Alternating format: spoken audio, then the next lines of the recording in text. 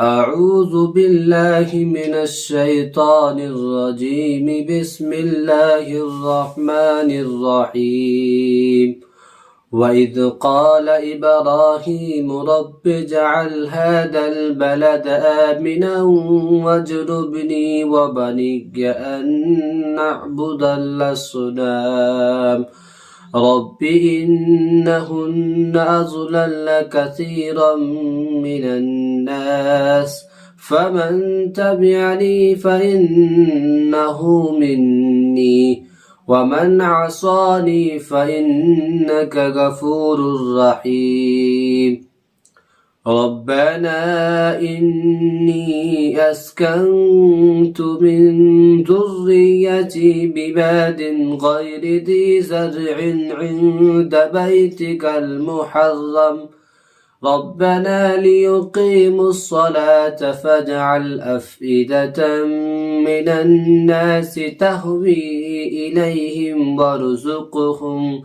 إليهم وارزقهم من الثمرات لعلهم يشكرون.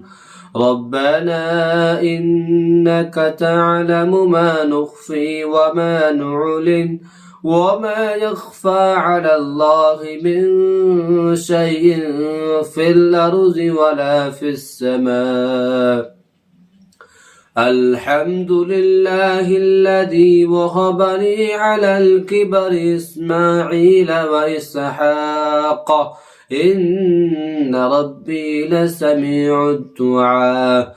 رب اجعلني مقيم الصلاة ومن ذريتي ربنا وتقبل دعاء. ربنا اغفر لي ولوالدي وللمؤمنين يوم يقوم الحساب.